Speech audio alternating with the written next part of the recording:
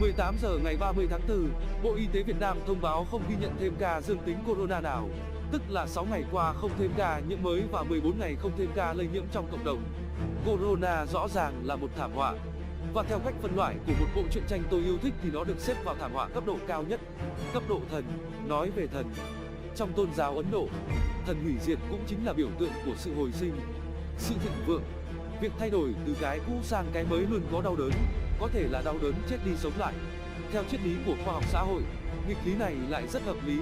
Corona có vẻ là một nghịch lý kiểu này và lựa chọn của chúng ta với tư cách cộng đồng sẽ định hình đặc điểm của thời đại tiếp theo. Lịch sử cho thấy, các thảm họa có thể lại trở thành chất xúc tác cho các yếu tố tích cực có tính cách mạng xuất hiện, thậm chí là làm thay đổi căn bản quỹ đạo của lịch sử. Ví dụ như, sau Thế chiến thứ hai, để đối phó với sự tàn phá của chiến tranh toàn cầu đã dẫn đến việc thành lập Liên Hợp Quốc. Sự tàn bạo của các cuộc tàn sát nhằm diệt chủng đã từng diễn ra dẫn đến sự thừa nhận quốc tế về phân biệt chủng tộc và thúc đẩy sự ra đời tuyên ngôn nhân quyền của Liên Hợp Quốc. Bệnh dịch đã cướp đi nhiều sinh mạng và hủy hoại nền kinh tế. Tuy nhiên ở góc độ nào đó đây cũng là cơ hội cho thế giới nhìn nhận lại. Có thể nó sẽ giúp ta có lựa chọn tốt hơn cho tương lai. Hãy cùng xem xét nghịch lý corona biểu hiện như thế nào. Thứ nhất, kinh tế bất ổn thì sinh thái ổn định. Thế giới đã có quá nhiều sáng kiến chính sách bảo vệ môi trường, vô số các cuộc họp lớn nhỏ đã diễn ra. Nhưng tất cả tác động các cuộc hội họp cộng lại cũng không bằng 2 tháng thế giới đối phó dịch bệnh. Vào tháng 2, lượng khí thải CO2 của Trung Quốc đã giảm hơn 25%, còn tới tháng 4 này, lượng khí thải CO2 của cả thế giới đã giảm 80%. Nhiều người đã qua đời bởi virus corona nhưng số người được cứu sống nhờ giảm ô nhiễm không khí chưa chắc đã thấp hơn. Tất nhiên, không ai có thể đề xuất rằng hoạt động kinh tế nên bị gián đoạn một cách thảm khốc như thế này để đối phó với cuộc khủng hoảng khí hậu. Tuy nhiên, chúng ta có thể thấy rằng thế giới có thể phản ứng đủ mức khi cần thiết. Một khi ý chí chính trị phù hợp với tình trạng thực thì các chính sách bảo vệ môi trường mới có thể đưa vào thực tiễn. Thứ hai, cú sốc nhất thời có thể đem lại một xã hội công bằng hơn.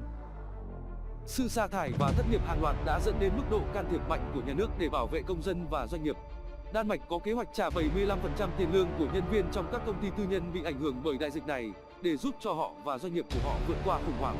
Vương quốc Anh cũng đã công bố một kế hoạch tương tự để chi trả 80% tiền lương. Ý tưởng về thu nhập cơ bản phổ quát cho mọi người Mỹ giờ đây đã trở thành một điểm nhấn trên chính trường Mỹ. Thời gian sắp tới vấn đề bảo hiểm xã hội, bảo vệ người yếu thế và điều chỉnh thuế thu nhập chắc chắn sẽ được cả thế giới quan tâm. Thứ ba, trong toàn cầu hóa kiểu mới sẽ có tính địa phương hóa. Toàn cầu hóa dựa trên các quy tắc thị trường tự do. Các tập đoàn xuyên quốc gia đã đưa ra các điều kiện cho các quốc gia trong việc lựa chọn nơi hoạt động của họ, dẫn dắt các quốc gia cạnh tranh với nhau để làm giảm các biện pháp bảo hộ người lao động. Việc sử dụng nhiên liệu hóa thạch giá rẻ đã gây ra sự lạm dụng tài nguyên một cách lãng phí. Trong khi đó, hàng loạt người dân bị ảnh hưởng bởi sự bất bình đẳng đang gia tăng đã bị thuyết phục bởi những người theo chủ nghĩa dân túy để chuyển sự thất vọng của họ sang các nhóm bên ngoài như người nhập cư hoặc các dân tộc thiểu số. Các tác động của đại dịch corona có thể dẫn đến sự đảo ngược của các chuẩn mực mới này. Khi các chuỗi cung bị đứt gãy, các cộng đồng sẽ tìm đến các nhà sản xuất tại địa phương và trong khu vực của họ để đáp ứng nhu cầu hàng ngày của mình.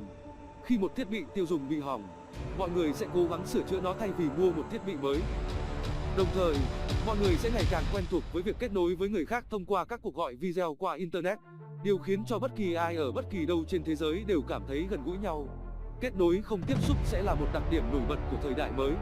Ngay cả khi sản xuất được chuyển về địa phương, chúng ta vẫn có thể thấy sự gia tăng mạnh mẽ trong tiến trình toàn cầu hóa của các ý tưởng và cách suy nghĩ mới, một hiện tượng được gọi là địa phương hóa.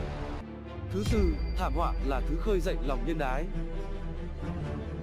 Cuốn sách Một thiên đường được xây dựng dưới địa ngục của Rebecca Solnit khi chép lại rằng, trái với niềm tin phổ biến, những thảm họa thường mang lại những điều tốt đẹp nhất cho con người khi họ tiếp cận và giúp đỡ những người gặp khó khăn xung quanh. Với sự trỗi dậy của đại dịch, cả thế giới đang quay cuồng vì một thảm họa ảnh hưởng đến tất cả chúng ta. Phản ứng mang tính nhân đạo mà Solnit quan sát được ở các vùng xảy ra thảm họa hiện đã lan rộng khắp hành tinh với tốc độ tương đương với tốc độ truyền nhiễm của chính virus. Đối diện với thảm họa, nhiều người đang khám phá lại rằng họ là một cộng đồng mạnh mẽ hơn họ tưởng rất nhiều, không phải chỉ là những cá nhân bị cô lập.